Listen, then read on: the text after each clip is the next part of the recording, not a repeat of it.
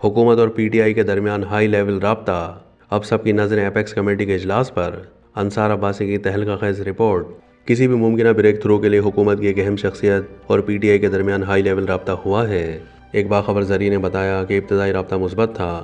دونوں فریقین کی جانب سے رابطہ قائم کرنے والے افراد کے نام موجود ہیں، لیکن ہمیں یہ معلومات اس شرط پر فراہم کی گئی ہیں کہ نام خفیہ رکھے جائیں گے۔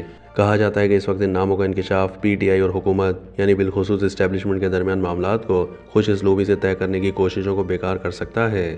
ذرائع کے مطابق حکومت کی یہ اہم شخصیت مقتدر حلقوں کو اعتماد میں لے گی، اور اگر معاملات مثبت انداز میں آگے بڑھتے ہیں تو پی ٹی آئی اپنے مطالبات پورے کرنے کی کچھ یقین دہانیوں کے عوض 24 نومبر کے احتجاجی مارچ کی کال واپس لے سکتی ہے۔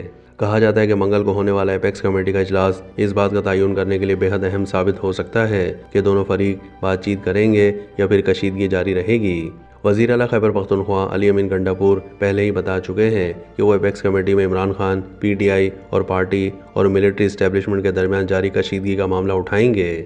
ایپیکس کمیٹی کے اجلاس کی صدارت وزیر اعظم کرتے ہیں۔ یہ کمیٹی ملک کی اعلیٰ سول اور عسکری قیادت پر مشتمل ہے، لہٰذا علی امین گنڈاپور کے پاس موقع ہوگا کہ وہ براہ راست army chief general Asim Munir اور تمام انٹیلیجنس سربراہوں سمیت اعلیٰ عسکری قیادت کے سامنے پی ٹی آئی اور اسٹیبلشمنٹ کے درمیان پائی جانے والی رنجشوں پر بات کریں۔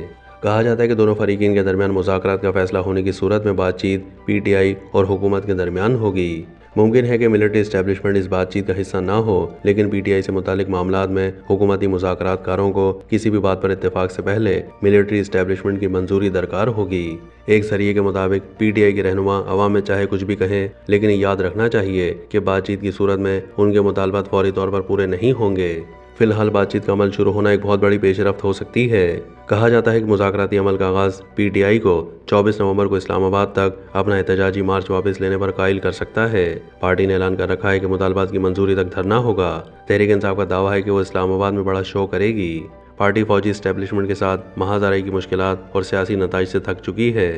تحریک انصاف کے اندر بھی یہ بحث جاری ہے کہ اسے ادارے اور اس کی اعلیٰ قیادت کو نشانہ بنانا بند کرنا چاہیے، کیونکہ اس اقدام سے ماضی میں فائدہ ہوا اور نہ آئندہ اس سے کچھ حاصل ہوگا۔